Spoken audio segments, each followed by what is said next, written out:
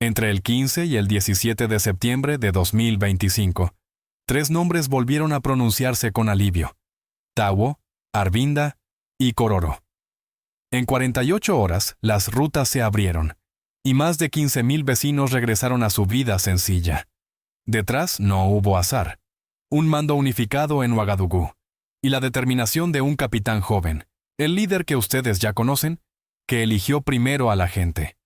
Inteligencia compartida, aeronaves que fijaron los blancos, y equipos que evacuaron a las abuelas antes que a nadie. Hoy contaremos cómo esa decisión, serena, firme, inclinó la balanza. Comencemos sin prisa, como quien abre una puerta que estuvo atascada demasiado tiempo. Entre el 15 y el 17 de septiembre de 2025, una operación coordinada cambió el pulso del norte de Burkina.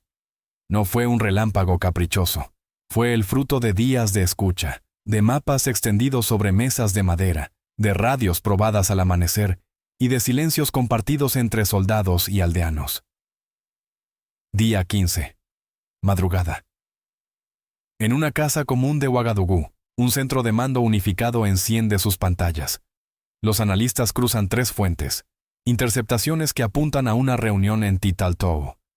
Imágenes de satélite que marcan presencia armada a lo largo de rutas polvorientas y avisos discretos de vecinos que conocen cada curva del terreno. La instrucción es clara y humilde: proteger a la gente primero. Se definen franjas de evacuación, se marcan escuelas y dispensarios, se ensayan señales para detener el fuego cuando aparezca una comitiva de ancianas con cántaros. Nadie se engaña. Habrá ruido, habrá miedo, habrá decisiones difíciles. Pero habrá sobre todo disciplina. Día 16. Antes de que cante el gallo. 2 columnas parten como quien respira hondo. Una hacia Tawo, donde un cruce controla las venas del suministro.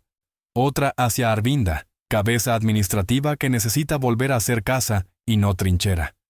Más al oeste, una fuerza combinada, hombro con unidades malienses, prepara el empuje sobre Kororo, zona de frontera tan porosa como una cesta de mimbre. Desde el aire, aviones locales, sobrios, sin alarde, toman altura suficiente para fijar blancos y evitar daños en las casas. En tierra, equipos de enlace civil repasan listas de familias y puntos de reunión. El protocolo repite lo esencial: primero los vulnerables, después los combatientes. Tao, mediodía. Tras 8 horas densas, con avances cortos y coberturas largas, se corta la ruta de abastecimiento del norte. El eco de los disparos cede, y en su lugar se escucha algo más antiguo: el murmullo de la gente que vuelve a salir al patio. Según el parte oficial, 23 hombres armados dejan de sembrar miedo en ese sector. Una maestra se acerca con un manojo de llaves. No preguntan por cámaras ni por discursos, preguntan por tiza. Arvinda, tarde. El asalto no es un rugido, es un metrónomo. Las unidades avanzan por calles trazadas a la sombra de acacias, neutralizan 4 campamentos y abren un pasillo seguro hacia el mercado. Allí, un panadero saca la primera hornada en meses. 31 de los que tomaron las armas contra la población ya no podrán hacerlo. Se reinstala un pequeño puesto de salud con neveras de vacunas traídas a toda prisa. Una enfermera apunta nombres con caligrafía paciente. Se cumplen reglas sencillas. Nadie toca una puerta sin presentarse, nadie registra una casa sin testigo. Kororo, anochecer. La operación transfronteriza se mueve con la precisión de quienes conocen los atajos de cabras y los cambios de viento. Las unidades malienses y burkinesas cierran la pinza. 15 combatientes caen y se recupera un alijo de armas, fusiles, algunas ametralladoras, lanzacohetes, munición, radios, motocicletas y unas cuantas camionetas que ya no volverán a llevar terror de un pueblo a otro. Cada objeto cuenta una historia de rutas clandestinas. Cada radio, una pista sobre los vínculos que alimentaron la violencia. Noche del 16 al 17. El silencio pesa pero no aplasta. Los equipos de evacuación siguen trabajando. Se prioriza a mujeres, niños y ancianos. La consigna en todas las patrullas es la misma. Si hay duda, se detiene el avance. Por los canales seguros llegan cifras que se cruzan y se verifican. El parte preliminar, sobrio, anota pérdidas propias: 6 caídos, 18 heridos. En el otro extremo, la cifra de civiles liberados supera los 15.000. No son números fríos, son escuelas que pueden reabrir, son mercados que pueden colgar pesas, son cultivos que pueden volver a regarse a la hora justa. Amanecer del 17. Se levanta el polvo como incienso. En Ouagadougou, el mando unificado comparte el balance con un tono sin triunfalismo. Se reconoce el trabajo de las tripulaciones aéreas, discretas y puntuales, de las unidades de tierra que avanzaron en formación aprendida en cursos exigentes, de los equipos de inteligencia que no buscaron espectáculo, sino precisión. En la rueda de prensa, las preguntas llegan como es natural. Hay quien pide fechas, hay quien pide nombres, hay quien pide garantías. La respuesta insiste en lo esencial. La operación fue guiada por información cruzada y por un principio no negociable, la protección de la población. En medio de ese recuento, asoma la figura que muchos asocian con el impulso político de la coordinación regional. Sin adjetivos, sin trompetas, se recuerda que la cadena de mando fue respaldada por el presidente en ejercicio y por el Consejo de Seguridad. Para una parte de la ciudadanía, el nombre de Ibrahim Traoré condensa esa voluntad. Sostener un esfuerzo largo, sin concesiones a la improvisación ni a la propaganda. Pero en el terreno, los símbolos se vuelven hábitos. Lo que importa es que la llave gira en la cerradura, que el dispensario tiene jeringas y que el puesto de seguridad no confunde al vecino con el enemigo. Y eso solo ocurre cuando la disciplina se vuelve costumbre, y la costumbre, cultura. Por eso, al caer la tarde del balance, los mandos repiten la consigna más importante de todas. La victoria no es un acto, es un hábito. Queda, sin embargo, una pregunta que atraviesa los mapas y las cifras. La gente aplaude, sí. Los niños corretean de nuevo, sí. El mercado huele a pan, sí. Pero las rutas siguen siendo rutas, y el desierto no perdona olvidos. En los patios, al terminar el té, muchos lo dicen en voz baja. Que el apellido Traoré sea una promesa cumplida también mañana, cuando los focos se apaguen y solo quede la vigilancia de las estrellas. Y aquí nuestra cliffhanger. Lo de estas 48 horas fue decisivo, pero no definitivo. ¿Qué mecanismo invisible? Logística, mando conjunto, acuerdos con aldeas o lecciones aprendidas de campañas pasadas, hizo posible que la retirada del terror no fuese apenas un paréntesis. Subamos un peldaño. El clímax de una operación no siempre es el momento del estruendo. A veces es la coincidencia exacta entre tres relojes, el de la inteligencia, el de la logística y el del terreno que respira como un animal vivo. En aquellas 48 horas, la aguja de los tres relojes marcó la misma hora. Primero, la sala de mapas. No había heroísmos de película, sino voces bajas y manos que señalan líneas finas. Rutas secundarias, cauces secos, patios donde se tiende la ropa y no debe cruzar un blindado. La consigna era sencilla y dura. Ataques simultáneos para cerrar las puertas de escape, comunicaciones seguras para que nada se filtrara, ventanas de silencio en radio para desorientar a miradas hostiles. Los analistas cruzaron patrones, mismas motos reportadas en 2 aldeas, mismas frecuencias detectadas en noches distintas, mismos proveedores repitiendo la mentira del tránsito humanitario. La paciencia fue el arma más letal. Segundo, el aire que decide. Las tripulaciones dieron una lección de sobriedad. No se trataba de arrasar, sino de señalar. Desde altura prudente, fijaron concentraciones de hombres armados lejos de viviendas, abrieron pasillos de evacuación y marcaron con humo zonas ya despejadas. Los pilotos sabían que cada segundo de vuelo debe transformarse en minutos de seguridad, en tierra para los que huyen con una bolsa de harina y el acta de nacimiento en el bolsillo. Tercero, la tierra que sostiene. Las columnas de avanzada se movieron con ritmo de metrónomo. Nada de carreras inútiles, pasos cortos, coberturas largas, y esa disciplina que hace grande lo pequeño. Un soldado que espera a que pase una comitiva de ancianas. Otro que apaga el motor para escuchar si en la casa del fondo llora un niño. La formación había sido dura y larga, con instructores exigentes que repetían la misma idea. Un ejército moderno, primero es un ejército cívico, y esa idea se vio en detalles. Cordones humanitarios, puntos de agua, mediadores locales con brazalete visible y voz reconocida por los vecinos. El clímax, entonces, no fue un solo golpe. Fue una secuencia. Rutas cortadas en Tauo, campamentos neutralizados en Arvinda, tenaza transfronteriza en Kororo. En cada lugar, un timbre distinto. En el cruce del norte, el silencio súbito de los motores ajenos. En la cabecera administrativa, el rumor de mercado que vuelve. En la frontera, el ruido seco de cerrojos que se cierran sobre depósitos de armas recuperadas. Y por debajo, como un bajo continuo, la coordinación regional, mandos que se hablan en tiempo real, protocolos estandarizados, procedimientos para no confundir acentos y para reconocer a los propios aunque la arena lo cubra todo. Hasta aquí, el plano militar. Pero un clímax también se mide por las ondas que provoca en el exterior. En las capitales del norte, la reacción fue previsible y, sin embargo, reveladora. Se pidieron cautelas con las cifras, se reclamaron observadores adicionales, se habló de éxitos tácticos, con futuro incierto. Algunos titulares subrayaron el riesgo de deriva autoritaria. Otros insistieron en que la estabilidad requiere inclusión. Es legítimo debatir. Lo que sorprendió a muchos fue la disonancia. Mientras en los pueblos recuperados se abrían escuelas y mercados, la tinta se gastaba en adjetivos para etiquetar la naturaleza del mando político. La gente mayor, que ha visto muchas vueltas del mundo, sonrió con una mezcla de paciencia y ironía.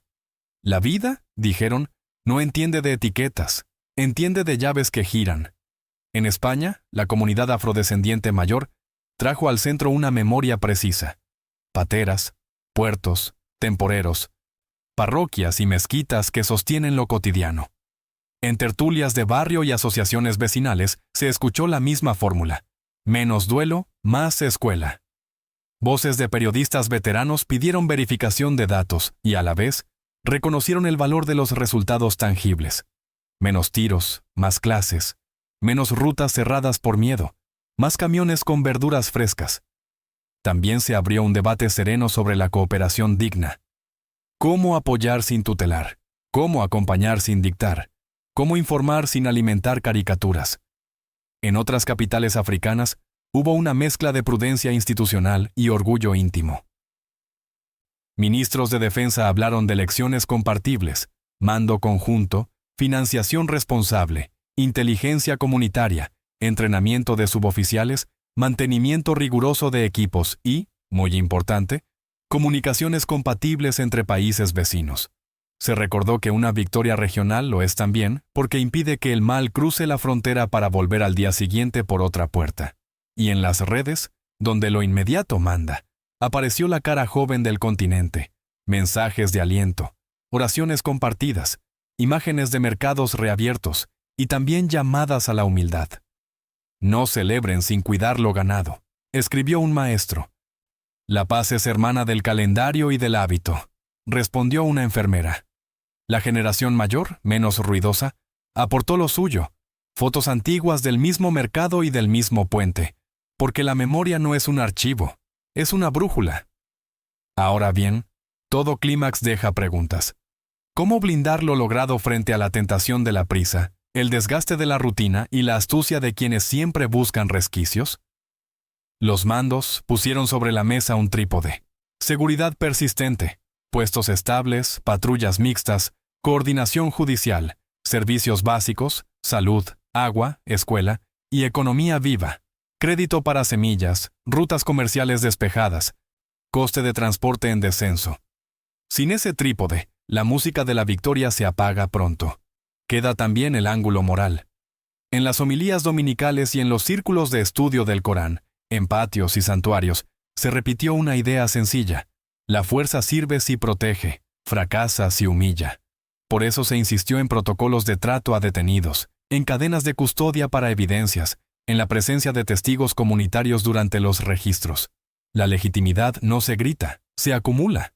Y sin embargo, algo más profundo late bajo los informes y los discursos. Lo que conmovió a muchos mayores de nuestra diáspora no fue solo la destreza táctica, sino el estilo. Menos proclama, más hábito, menos foto, más cuaderno de apuntes, menos bravata, más cuartilla de procedimientos pegada con cinta al tablero del puesto de mando. Algunos, con lágrimas contenidas, Dijeron, esto nos recuerda a cuando la comunidad, sin cámaras, se organizaba para cuidar el barrio. Aquí cerramos con nuestro cliffhanger. Las 48 horas demostraron que se puede ganar terreno. Ahora comienza la parte más difícil, ganar el tiempo. En el próximo tramo, miraremos de frente el precio de sostener la paz.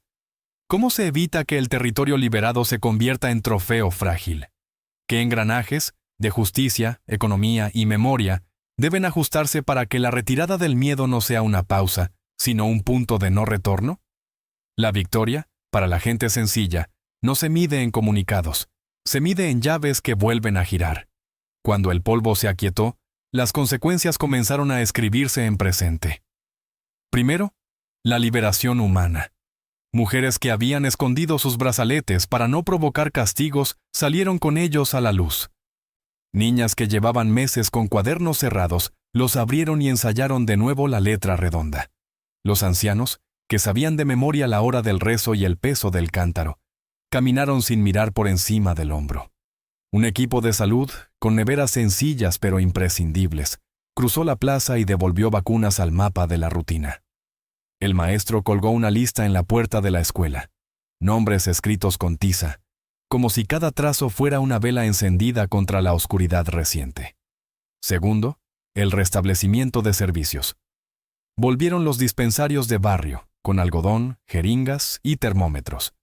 Volvieron las radios comunitarias, con sus mensajes de horarios de agua y avisos de reuniones. Volvieron los mercados, con la primera hornada de pan que huele a promesa y el primer tomate rojo que parece un milagro. En los cruces, aparecieron puestos de seguridad con reglas claras, registro con testigo, trato digno, prioridad para familias. Las aceras, que habían sido líneas de miedo, recuperaron la conversación.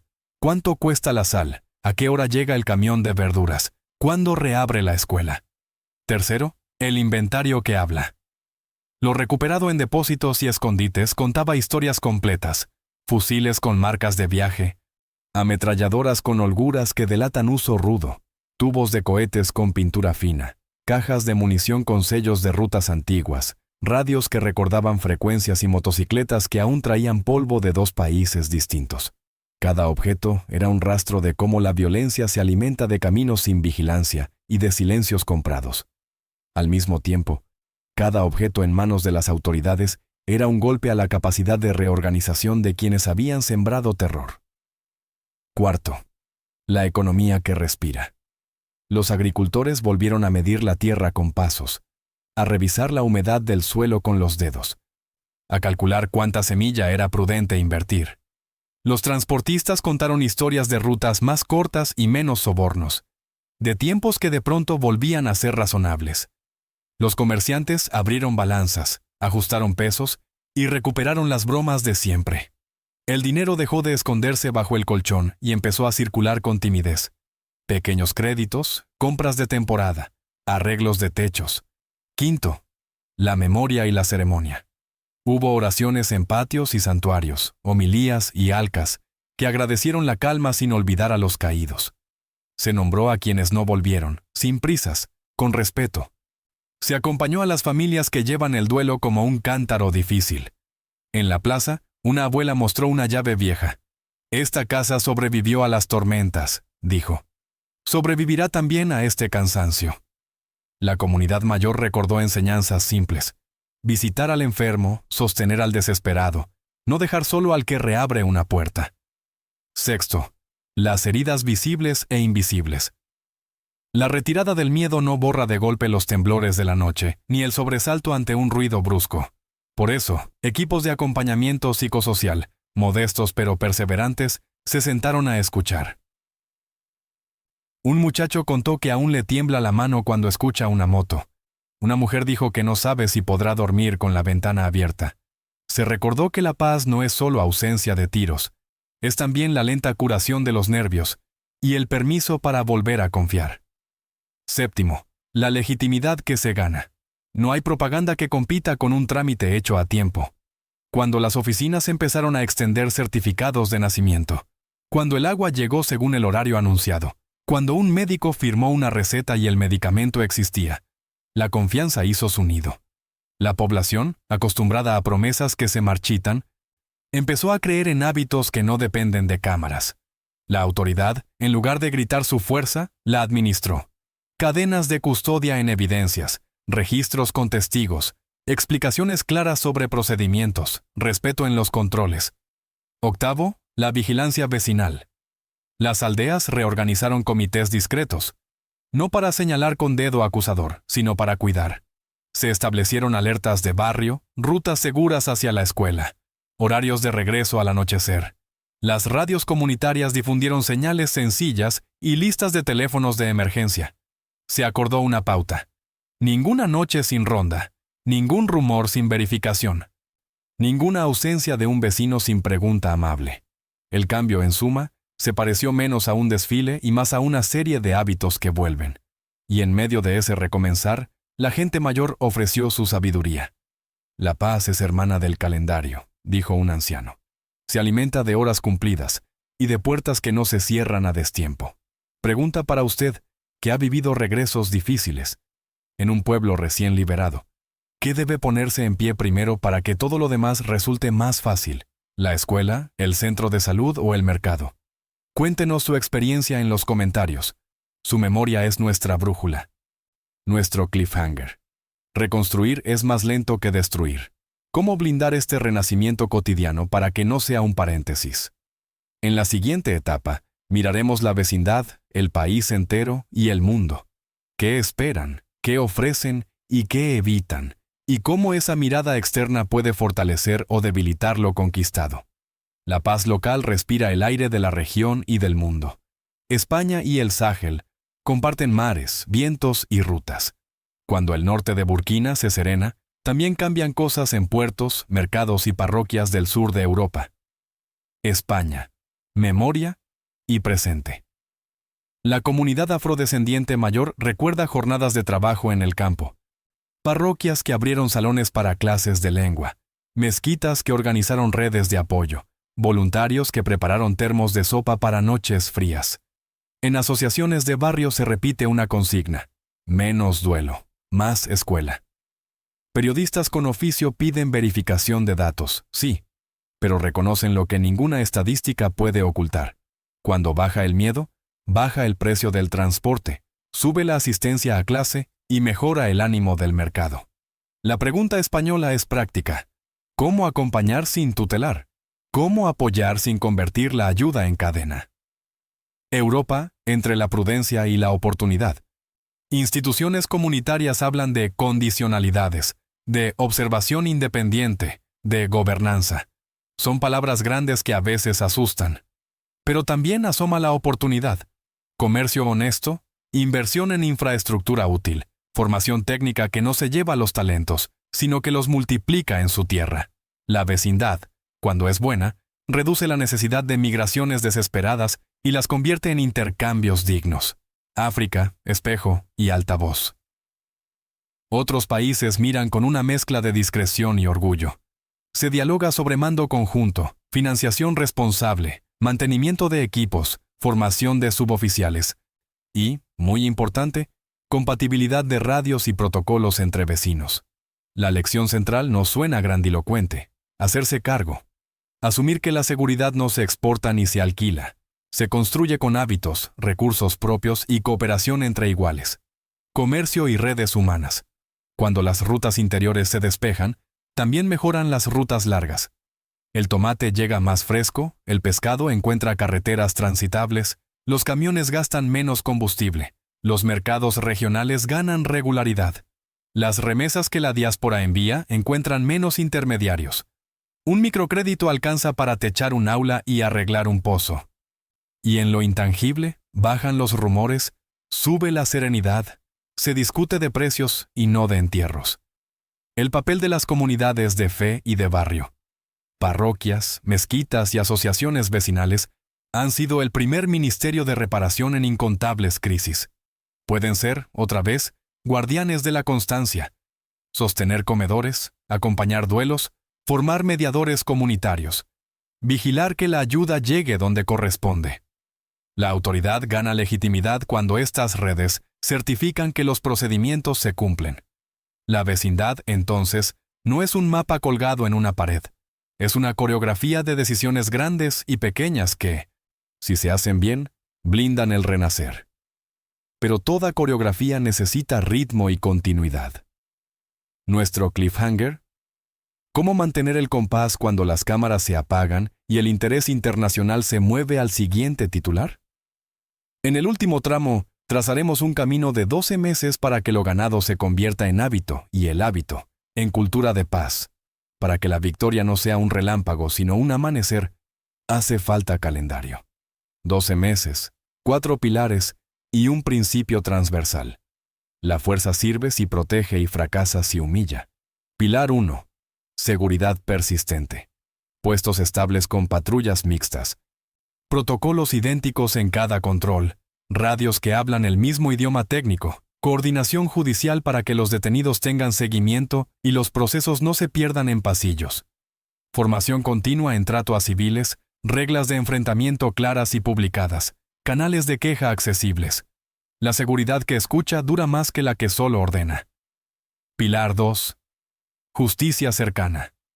Jueces itinerantes para delitos graves, defensorías que expliquen derechos con palabras sencillas, mediación comunitaria para conflictos vecinales.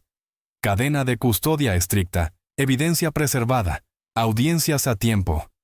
La justicia no debe ser un edificio lejano, sino una presencia que llega al pueblo y que la gente reconoce como propia. Pilar 3. Economía viva. Microcréditos para semillas, herramientas y reparación de techos, mercados con infraestructura mínima, sombra, agua, limpieza, rutas despejadas con peajes razonables, seguros simples para pequeñas cosechas, capacitación en oficios, reparación de bombas de agua, mantenimiento de radios, administración básica. Una economía pequeña pero constante vence al miedo porque ofrece rutina. Pilar 4. Comunicación y memoria. Radios locales con boletines diarios. Carteleras en plazas con horarios de agua, salud y escuela. Equipos de jóvenes que documenten avances y alertas sin sensacionalismo. Espacios de memoria, nombres de quienes no volvieron, árboles plantados, bancos con placas. La memoria no es para reabrir heridas, es para evitar que se repitan. Principio transversal. Comunidad al centro. Consejos de barrio que revisen números de asistencia escolar, que controlen que el dispensario tenga medicinas, que midan si el precio del transporte baja como prometido. Cada mes, una reunión abierta. Lo que funcionó, lo que falló, lo que se ajusta. La autoridad no pierde con la transparencia, gana aliados, riesgos y antídotos. El cansancio es un enemigo silencioso. La rutina puede volverse negligencia. La tentación de privatizar el beneficio también acecha. Antídotos: rotación prudente de personal, descanso real para equipos en primera línea, auditorías comunitarias, presencia de mujeres y mayores en los comités de decisión, evaluación trimestral hecha pública en la radio del pueblo. El papel del liderazgo. El país necesita un liderazgo que no confunda aplausos con licencia. El jefe del Estado y su equipo deben sostener el esfuerzo sin convertirlo en propaganda.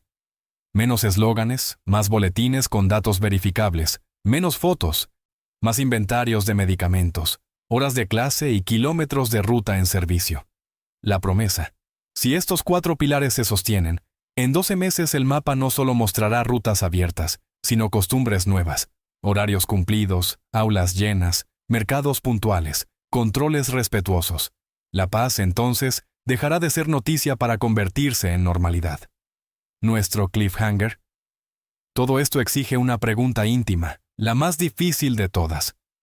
¿Estamos dispuestos a preferir la constancia al espectáculo, la paciencia al grito, el calendario a la foto? En el cierre, pediremos a nuestra comunidad mayor que haga lo que mejor sabe: convertir la memoria en guía y el ejemplo en escuela para los más jóvenes. La paz no se celebra con fuegos artificiales. Se reconoce cuando la vida vuelve a su sitio, cuando la llave gira sin miedo, cuando la maestra pasa lista con tiza, cuando el pan sale del horno a la hora de siempre. Sabemos que el mapa ha cambiado. Hermanas y hermanos de nuestra diáspora mayor, ustedes han visto desaparecer y regresar tantas cosas que ya no se impresionan con titulares. Por eso hoy les hablamos con la voz baja de la constancia. La victoria es un hábito. Lo que ocurrió en esas 48 horas fue más que un éxito táctico. Fue una promesa. Una promesa de calendario, de escuela abierta, de mercado con sombra y agua, de puesto de salud que no cierra al anochecer. Pero toda promesa necesita guardianes. Y nadie guarda mejor que quien conoce el precio de perder. Ustedes, mayores de nuestra comunidad, son la memoria activa que impide que el miedo regrese de puntillas. El horizonte no es grandilocuente, es concreto. Un año de disciplina puede convertir la excepción en rutina. Patrullas que conocen a sus vecinos, jueces que llegan a tiempo, radios comunitarias que informan sin gritar, comités de barrio que miden lo que importa, horas de clase, litros de agua, precios justos. Si ese tejido se sostiene, los nietos aprenderán a distinguir el ruido del peligro del ruido de la vida. Ahora, queremos escucharle a usted. ¿Qué consejo le daría a un alcalde joven de un pueblo recién liberado? ¿Qué costumbre del ayer merece volver mañana? ¿Qué cosa pequeña, un horario cumplido, una visita al enfermo, una balanza honesta, ha hecho la diferencia en su barrio? Sus respuestas no son comentarios, son lecciones. En cuanto al liderazgo, hay nombres que hoy concentran expectativas. Algunos ven en Ibrahim Traoré el símbolo de una voluntad que prefiere la disciplina a la retórica. Otros, con prudencia, recuerdan que la paz durable depende de instituciones que funcionen cuando los focos se apagan. Que así sea. Que las instituciones sobrevivan también a Ibrahim Traoré. Y que el apellido Traoré quede asociado, no al estruendo, sino a la constancia de lo cotidiano. Suscríbase, comparta este video con alguien que necesite un motivo para creer y déjenos su historia en los comentarios. Díganos qué aprendió, qué haría distinto, qué cuidaría primero. Nuestra comunidad crece cuando la experiencia se convierte en brújula. Quédese cerca. Aquí no perseguimos el espectáculo. Aquí contamos, paso a paso, cómo la vida vuelve a su sitio y decide quedarse. ¿Nos acompaña a sostenerlo mañana también?